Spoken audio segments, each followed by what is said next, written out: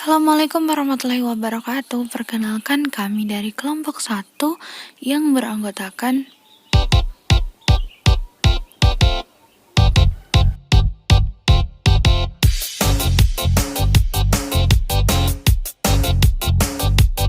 pada kesempatan kali ini kelompok kami akan membahas mengenai aritmatika sosial.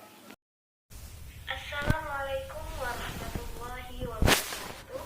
Perkenalkan teman-teman, nama saya Istiqomah Sin 016 akan menjelaskan mengenai materi aritmatika sosial bagian yang pertama. Teman-teman, kalian sudah tidak asing lagi kan dengan yang namanya aritmatika sosial. Apa sih itu aritmatika sosial? Aritmatika sosial adalah ilmu atau cabang ilmu matematika yang mempelajari tentang matematika pada kehidupan sosial. Penggunaan yang paling dominan itu pada perdagangan. Namun selain itu aritmatika sosial juga banyak sekali penerapannya dalam kehidupan sehari-hari yang berkaitan dengan alam sekitar kita. Contohnya pada perdagangan di pasar-pasar itu yang tentunya ada untung, ada rugi, kemudian juga ada diskon. Terus ada lagi di bank di mana ada pajak, ada bunga, dan masih banyak lagi. Baik, selanjutnya mengenai pengertian nilai suatu barang. Yang pertama ada nilai 1 unit, nilai per unit. Nilai per unit adalah nilai satu barang. Contohnya nilai harga satu buah mangga. Kemudian ada harga satu buah jeruk. Ada harga satu buah atau satu biji es sarimi. Ada lagi harga satu buah kopi, misalnya seperti itu. Yang kedua ada nilai sebagian. Nilai sebagian adalah nilai sebagian barang dari jumlah barang. Misalnya harga 2 buah jeruk dari 5 buah jeruk. Misalnya harga setengah kilogram gula dari 5 kilogram gula. Kemudian ada lagi harga keseluruhan barang. Harga keseluruhan barang adalah nilai atau harga dari semua barang. Contohnya harga 5 kg buah mangga, harga 5 kg beras, dan juga lain sebagainya. Yang selanjutnya yaitu ada harga pembelian dan juga ada harga penjualan. Untuk harga pembelian adalah harga yang sudah ditentukan dari pabrik langsung. Untuk rumusnya ada untung dan juga ada rugi. Nah, untuk untung itu harga beli sama dengan harga jualnya dikurangi untung. Nah, untuk rugi itu ada harga jualnya ditambah dengan ruginya. Kemudian ada harga penjualan. Harga penjualan adalah harga yang ditentukan oleh penjual itu sendiri. Misalnya saya mengambil barang sekian dari pabrik, harganya sekian. Kemudian saya akan menjualnya dengan harga 2.000 misalnya. Nah, harga 2.000 ini adalah harga penjualan yang sudah saya tentukan sendiri. Untuk rumusnya itu ada untung juga dan juga ada rugi. Nah, untuk untung itu harga beli ditambah dengan untung, tetapi untuk rugi itu harga beli dikurangi dengan ruginya. Yang selanjutnya ada yang namanya keuntungan atau untung. Nah, untung ini adalah selisih antara harga pembelian dan harga penjualan, tetapi dengan syarat harga penjualannya itu harus lebih tinggi dari harga pembelian. Untuk rumusnya adalah sebagai berikut. Ada persenan untung, ada untungnya, dan juga ada harga pembeliannya. Yang kedua, ada rugi. Nah, untuk rugi ini adalah selisih antara harga pembelian dan harga penjualan, tetapi dengan syarat harga pembeliannya itu malah lebih tinggi dari harga penjualan. Rumusnya juga sebagai berikut. Ada persenan rugi, ada ruginya, dan juga ada harga belinya. Oke teman-teman, yang terakhir ada diskon atau rabat. Diskon atau rabat ini adalah potongan dari harga yang aslinya. Biasanya itu berupa persenan. Nah, untuk rabat dan diskon ini memiliki perbedaan.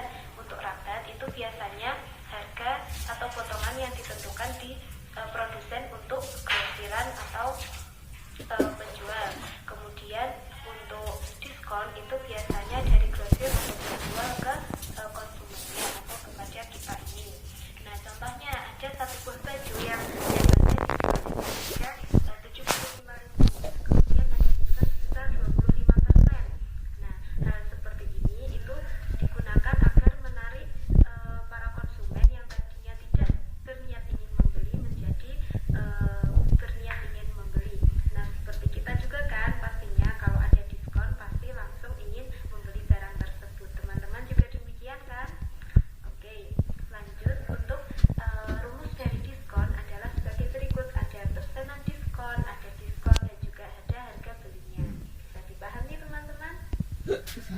lanjutkan ke contoh soal ya. Nah, di sini ada soal Reza itu membeli sepeda motor seharga 9.400.000. Kemudian sepeda itu diperbaiki dengan membayar biaya sebesar 200.000. Nah, kemudian sepeda motor tersebut itu dijual dengan harga 7.200.000.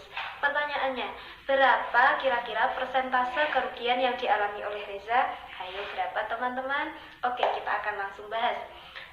Pengeluaran yang dilakukan Reza itu ada ini 9.400.000 saat dia membeli sepeda motor dan juga saat dia memperbaikinya, yaitu 9.400.000 ditambah dengan 200.000, hasilnya adalah 9.600.000. Itu pengeluaran yang dilakukan oleh Reza. Kemudian pendapatan yang ia dapat adalah dari penjualan motor tersebut, yaitu sebesar 7.200.000. Kemudian untuk ruginya itu pengeluaran dan dikurangi dengan pendapatan dari Reza, yaitu 9.600.000 dikurangi dengan 7.200.000, yaitu sebesar 2.400.000. Itu kerugian yang dialami oleh Reza. Nah, kan yang ditanyakan dalam bentuk persen. Nah, kita masukkan saja ke dalam rumusnya. Persenan rugi sama dengan rugi dibagi dengan harga beli dikali 100%. Nah, 2.400.000 ini dibagi dengan 9.600.000 kemudian dikali dengan 100%. Hasilnya adalah 25%. Oke, benar kepada teman-teman yang sudah menjawabnya. Jadi kerugian yang dialami oleh Reza itu sebesar 25%.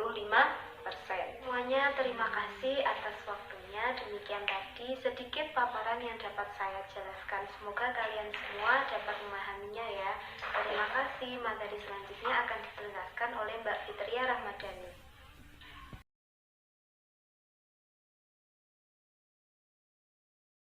Perkenalkan, nama saya Fitria Rahmadani, NIM 021.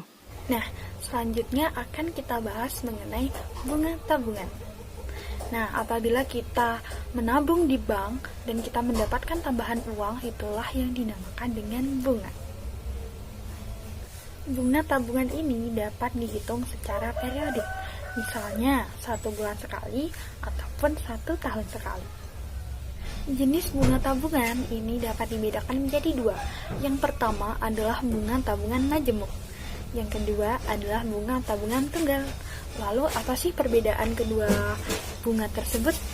Untuk bunga tabungan majemuk ini dapat dihitung berdasarkan modal dan bunganya.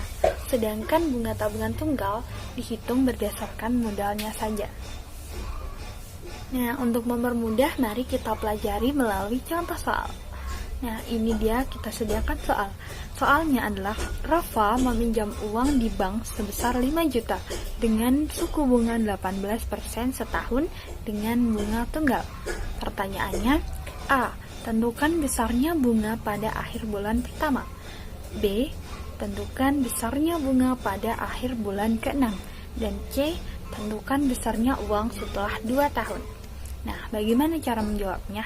Yang pertama, kita cari tahu dulu. Kita diketahui modal. Tadi diketahui bahwa modalnya adalah 5 juta. Uang yang disimpan Rafa adalah 5 juta.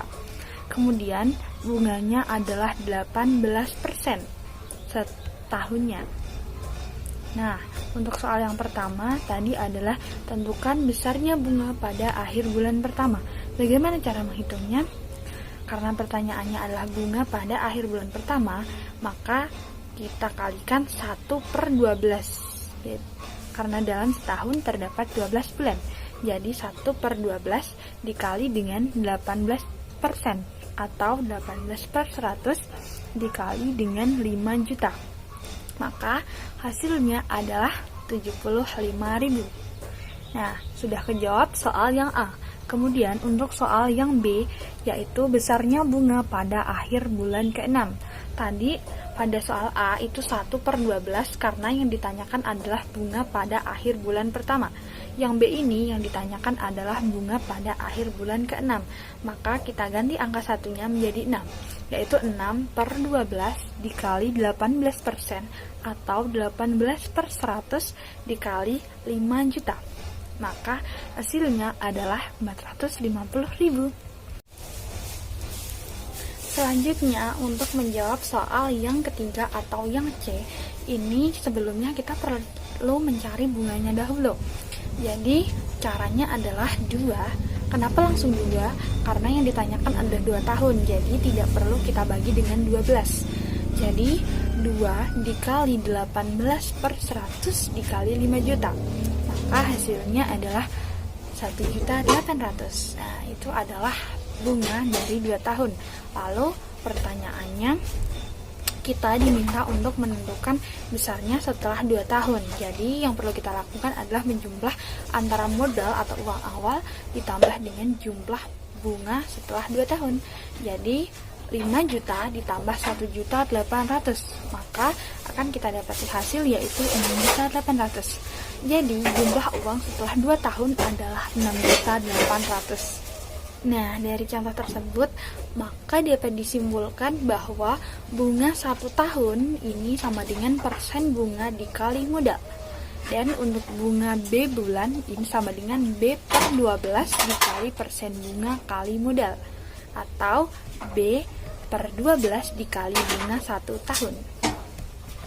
Selanjutnya akan kita bahas mengenai pajak. Apa sih pajak itu? Jadi pajak adalah sejumlah uang yang dibayarkan oleh rakyat kepada negara atau pemerintah untuk digunakan sebagai kepentingan rakyat. Nah, untuk jenis-jenisnya pajak ini ada 3. Yang pertama adalah pajak bumi dan bangunan atau biasa disebut dengan PBB. Yang kedua adalah pajak pertambahan nilai atau disebut dengan PPN. Nah, PPN ini menyebabkan harga pajak menjadi bertambah. Kemudian yang ketiga adalah pajak penghasilan atau PPH. Di PPH ini mengakibatkan harga bayar menjadi bertambah. Selanjutnya mari kita pelajari melalui contoh soal berikut.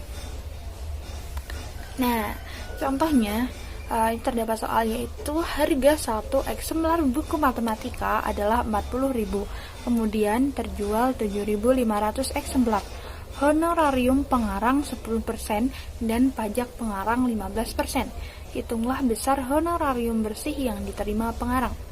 Cara menjawabnya, kita hitung dulu penjualan total. Jadi 7.500 kali 40.000, maka akan kita dapati hasil yaitu 300 juta. Nah, setelah itu kita hitung dulu tuh honorarium pengarang. Caranya seperti tadi, yaitu 10% dikali penjualan total. Jadi 10 per 100 dikali 300 juta, maka hasilnya adalah 30 juta. Setelah kita hitung honorarium pengarang, selanjutnya kita hitung pajak pengarang, yaitu 15% dikali honorarium pengarang. Hasilnya adalah 4.500.000. Jadi honorarium bersih dari pengarang yaitu 30 juta dikurangi 4.500.000, yaitu adalah 25.500.000 rupiah. Mungkin cukup sekian penjelasan dari saya. Penjelasan selanjutnya akan dijelaskan oleh Mbak Hana Nabila.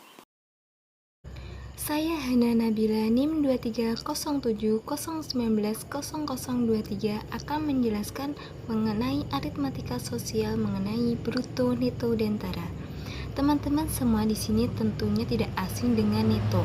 Kita sering menjumpai tulisan neto dalam sebuah kemasan makanan. Lalu teman-teman tahu nggak sih apa sebenarnya arti neto dalam matematika? Neto adalah berat bersih atau berat suatu barang tanpa kemasan. Sedangkan untuk bruto diartikan berat kotor, yaitu berat suatu barang dengan kemasannya atau bungkusnya. Lalu untuk tara adalah selisih antara neto dengan bruto. Lebih jelasnya seperti ini. Terdapat sebuah mie instan. Dalam mie instan tentunya ada mie dan ada bungkusnya. Bungkus dengan mie itu sendiri dinamakan bruto. Sedangkan untuk mie sendiri dinamakan dengan neto. Dan untuk tara adalah kemasan dari mie itu sendiri. Untuk rumus bruto, neto, dan tara adalah bruto sama dengan neto plus tara. Sedangkan neto adalah bruto dikurangi tara. Dan untuk tara adalah bruto dikurangi neto. Tara dapat dinyatakan dalam bentuk persentase seperti berikut ini, yakni persen tara sama dengan tara per bruto kali 100%. Langsung kita ke contoh soalnya saja agar lebih mudah untuk kita memahaminya.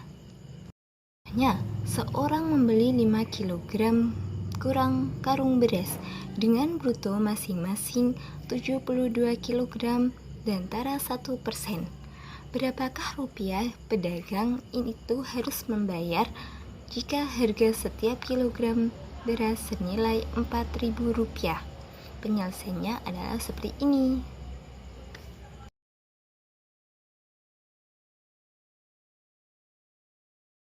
Penyelesaiannya, berat bruto sama dengan 5 kali 72 kg beras sama dengan 360 kg, dan tara 1% sama dengan 1 per 100 kali 360 kg sama dengan 3,6 kg, dan neto sama dengan 360 kg dikurangi 3,6 kg sama dengan 356,4 kg.